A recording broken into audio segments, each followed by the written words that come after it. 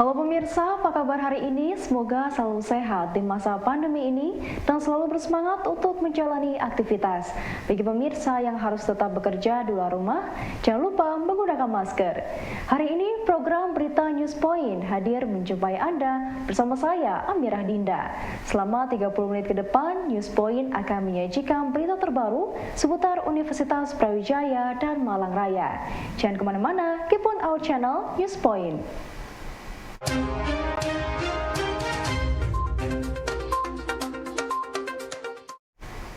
Pemirsa, Fakultas Ekonomi dan Bisnis Universitas Brawijaya menggelar orasi ekonomi kebangsaan dalam rangka Disnatalis FEBUB ke-61 dengan tajuk Kebangkitan Ekonomi Bangsa, Visi Ekonomi Keumatan dalam Mewujudkan Kemandirian dan Keadilan Ekonomi.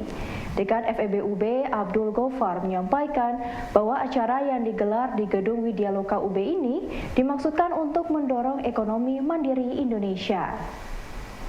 Acara ini sebenarnya rangkaian dari Dies Natalis FEBUB ke-61. Di acara ini kami sebenarnya ingin menyerap pemikiran dari tokoh-tokoh bangsa tentang ekonomi kebangsaan, terutama untuk membangun kemandirian bangsa. Yang saat ini mungkin sebenarnya Indonesia cukup mandiri dan banyak negara lain yang tidak mandiri sekarang kolaps. Nah, kita ingin menyerap itu semua dari pemikiran tokoh-tokoh bangsa dan nantinya kita berharap FEBUB itu bisa memformulasikan sistem ekonomi kebangsaan yang cocok bagi Indonesia pada abad 21 itu seperti apa. Satu, kemudian Indonesia adalah dari sebenarnya banyak hal ya, misalnya ketergantungan kita pada impor terutama pangan dan energi. Sehingga kalau kayak sekarang terjadi misalnya kita kan harga-harga begitu naik, kita tergantung pada negara lain. Banyak material kita juga masih banyak yang impor. Kemudian kemandirian secara keuangan misalnya, kita masih cukup banyak hutangnya, walaupun itu dalam kadar tertentu itu tidak mengapa dalam ekonomi karena untuk memacu perekonomian berjalan. Tetapi kalau bisa ya kita lebih mandiri secara bangsa. Kemudian dalam hal segi pemerataan misalnya ekonomi, kemiskinan masih cukup tinggi walaupun pemerintah terus berusaha untuk menurunkan tingkat kemiskinan. Tapi ini hal-hal yang perlu kita perbaiki ke depan. Mungkin perlu pemikiran-pemikiran yang lebih mendalam tentang ekonomi kerakyatan atau ekonomi kebangsaan seperti itu. Karena ini isu besar sebenarnya dari mulai dan merupakan cita-cita pendiri bangsa kita, bahwa kita menjadi bangsa yang mandiri, bangsa yang independen. Kalau kita mandiri pasti kita akan independen. Dan ini cara yang terbaik untuk mensejahterakan rakyat adalah dengan kemandirian itu. Ketua Umum PP Muhammadiyah Profesor Haidar Nasir menyampaikan 3 hal penting dalam orasi ekonomi kebangsaan dengan tajuk Kebangkitan Ekonomi Bangsa, Visi Ekonomi Keumatan dalam Mewujudkan Kemandirian dan Keadilan Ekonomi. 3 hal ini menjadi pilar ekonomi mandiri Indonesia dan dengan kemandirian yang tetap membuka ruang bagi kerjasama dengan berbagai pihak.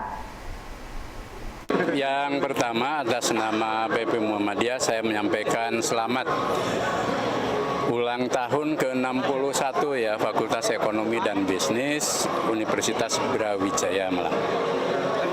Harapan saya bahwa fakultas ini menjadi fakultas yang Center of Excellence sekaligus juga memberi warna pada pemikiran-pemikiran ekonomi yang berbasis pada konstitusi. Dengan itu insya Allah kita akan maju secara ekonomi tetapi juga memiliki kepribadian bangsa. Dan tidak kalah pentingnya pemikiran ekonomi yang mampu mewujudkan kemakmuran dan keadilan sosial bagi seluruh rakyat Indonesia. Yang kedua, tadi saya menyampaikan 3 hal yang penting. Pertama, bahwa ekonomi, politik, budaya, pendidikan, dan seluruh dimensi keindonesiaan kita itu insya Allah akan menjadi lebih baik, lebih maju jika kita para warga dan elit bangsa, lebih-lebih negara, itu mampu mendirecting, mampu mengelola tanah air bangsa dan negara ini dengan good governance dan prinsip-prinsip kebangsaan yang baik. Dan kita berpacu dengan waktu untuk itu, karena itu seluruh regulasi itu juga harus membawa pada kemajuan tapi juga membawa pada keutuhan. Indonesia itu dengan dasar Pancasila dan sejarah bangsanya tidak lepas dari agama dan umat beragama.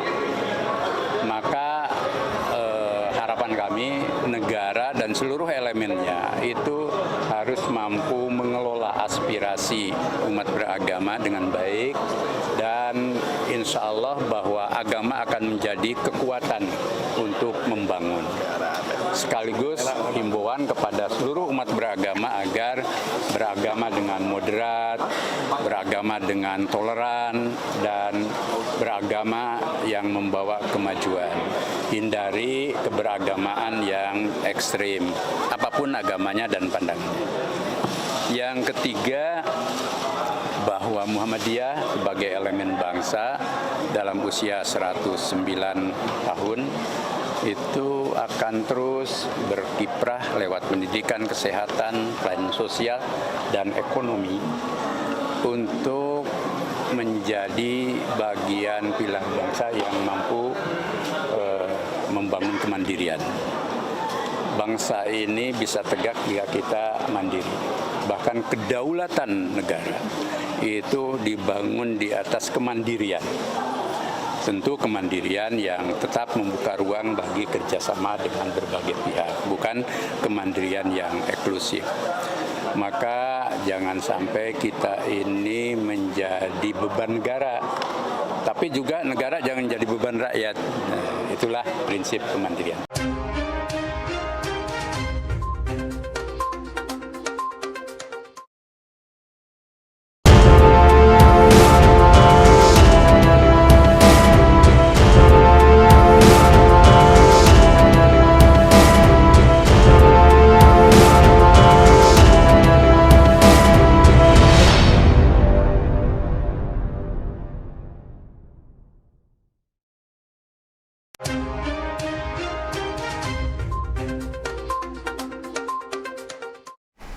Pemirsa, Kementerian Agraria dan Tata Ruang Badan Pertanahan Nasional memiliki peran untuk meningkatkan perekonomian bangsa melalui pendaftaran seluruh bidang tanah yang ada di Nusantara.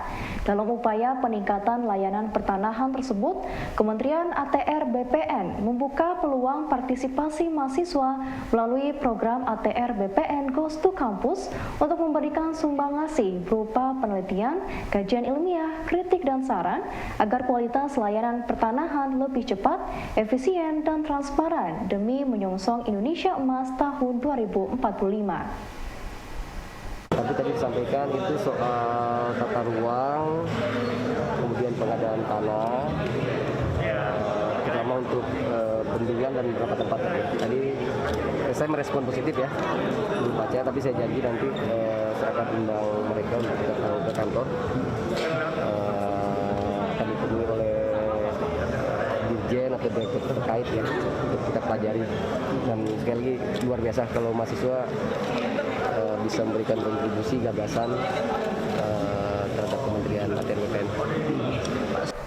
Rektor UB Profesor Widodo mengapresiasi langkah Kementerian Agraria dan Tata Ruang Badan Pertanahan Nasional untuk melibatkan mahasiswa dalam memberikan sumbangsi berupa penelitian, kajian ilmiah, kritik dan saran.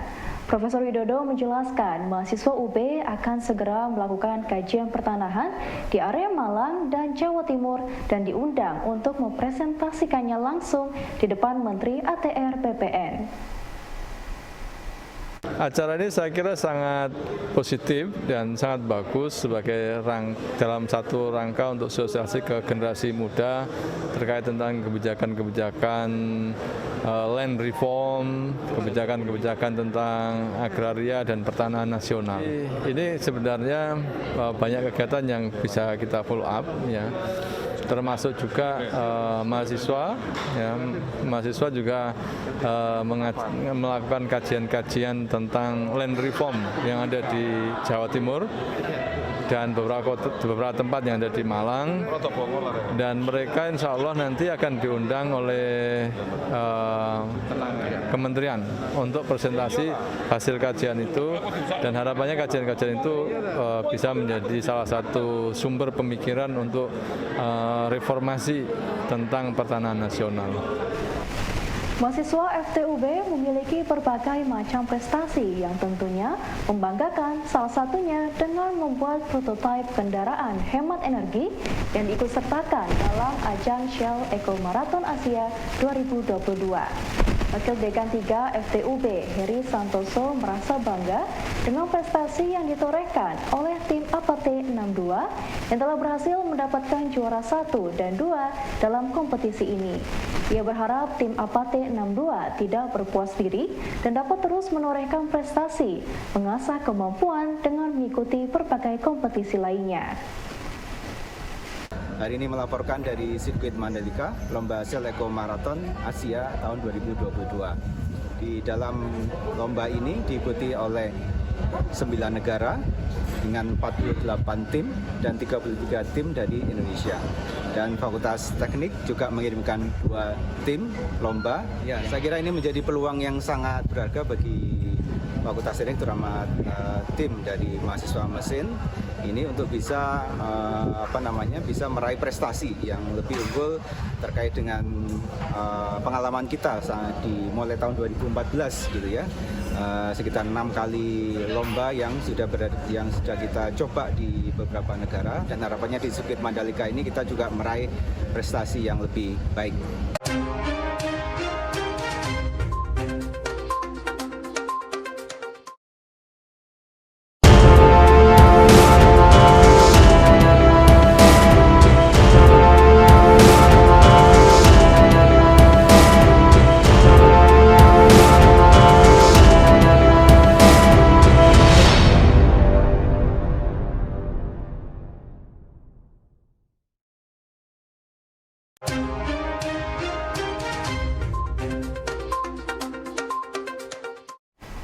Pemirsa, sesuai peraturan indikator kerja utama perguruan tinggi poin 1, UB memiliki tugas untuk mengantarkan para mahasiswa agar cepat mendapat pekerjaan, memberikan peluang untuk melanjutkan studi, serta mempercepat mahasiswa untuk bisa berwirausaha.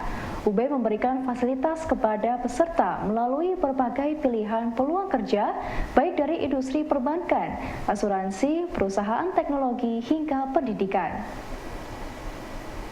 Acara rutin ya, acara namanya job fair yang memang merupakan tupoksi daripada dulu JPC namanya, sekarang menjadi DPK, Direktorat Pengembangan Karir dan Alumni. Tetapi pada ini adalah yang pertama kali masa pandemi, setelah pandemi gitu, terus kemudian kita mengubah konsepnya karena DPK sekarang mempunyai tugas untuk mensukseskan namanya IKU 1, di mana IKU 1 itu adalah mengantarkan mahasiswa untuk bisa cepat bekerja, mengantarkan mahasiswa untuk cepat dapat sekolah atau studi lanjut, dan mempercepat mahasiswa untuk bisa cepat berwirausaha. Oleh karena itu konsep job fair karya ini kita ubah menjadi Brawijaya Career Expo yang isinya bukan hanya menampilkan lowongan kerja, tetapi menampilkan 3 buah yang berhubungan dengan IKU 1. Jadi di sini kami mengundang instansi-instansi dari beasiswa luar negeri, ada yang dari Jepang, ada yang dari Amerika juga. Kemudian juga mengadakan bazar UMKM yang ini akan memberikan mahasiswa untuk bisa belajar mengenai wirausaha. Jadi konsep Brawijaya Career Expo ini sekarang kita menjadi 3 bagian yang tidak terpisahkan untuk melancarkan IKU 1.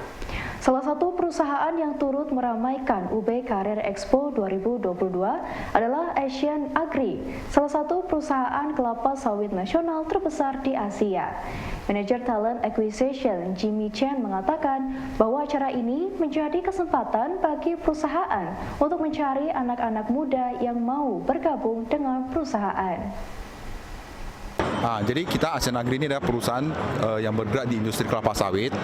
Operasional kita ada di Sumatera Utara, Riau, Jambi. Jadi hasil akhir yang kita produksi itu adalah CPO, crude palm oil. Saya rasa kalau di UB ini banyak talent bagus lah. Dan sebelumnya kita juga sudah pernah melakukan atau ikut job fair di UB ini, dan kita dapat talent yang bagus sih sebenarnya, baik itu di lapangan maupun di kantor seperti itu. Jadi mudah-mudahan kali ini kita bisa dapat talent-talent yang bagus lulusan dari UB, bisa untuk berkontribusi banyak lah nanti di perusahaan seperti itu. Sebenarnya kalau dari Asia Negeri kita sebelumnya sudah pernah ikut. Ya memang selama 2 tahun ini karena pandemi kita sempat vakum lah. Perekrutan tidak sampai di sini, tapi saya kira ini sudah ada kegiatan offline-nya, jadi kita kembali untuk mencari talent di sini. Saya rasa ini sangat positif ya. Jadi ini suatu kesempatan bagi perusahaan untuk mencari anak-anak muda yang mau bergabung dengan perusahaan, dan bagi job seeker saya rasa ini juga sangat bagus sekali. Kenapa? Saya lihat di sini banyak perusahaan, jadi semuanya bebas memilih lah. Nah, jadi di sini perusahaan juga mendapat keuntungan, kemudian pencari kerja juga bisa melamar seperti itu. Les privat menjadi angin segar bagi para orang tua yang memiliki kesibukan kerja di luar dan ingin agar anaknya tetap mendapat pertambahan jam pelajaran selain pelajaran dari sekolah. Apalagi saat ini sekolah masih berlangsung secara online akibat pandemi. Dunia Belajar Malang bisa menjadi salah satu pilihan untuk tempat les privat anak di rumah. Jadi Dunia Belajar ini merupakan lembaga bimbingan belajar yang ada di Jawa Timur. Nah, ini maksudnya gimana sih Dunia Belajar? Dunia Belajar itu mendampingi teman-teman baik dari prasekolah sampai pekerja. Jadi kuliah juga bisa belajar di Dunia Belajar. Nah, ini pendampingannya itu dalam mata pelajaran, dalam mata kuliah, dan juga bahasa, dan masih banyak lagi. Jadi kami intinya di sini membantu teman-teman atau membantu wali murid untuk memberikan pendampingan belajar. Terutama untuk wali murid yang mungkin dua-duanya, baik ayah dan ibu, itu sedang bekerja. Pemirsa, informasi tadi sekaligus menutup perjumpaan kita hari ini. Jangan lupa saksikan News Point setiap hari pukul 19.30 waktu Indonesia Barat hanya di UB TV, Televisi Pendidikan Universitas Brawijaya. Saya Amira Dinda dan seluruh kru yang bertugas pamit undur diri. Tetap patuhi protokol kesehatan, wajib menggunakan masker. Terima kasih dan selamat beraktivitas.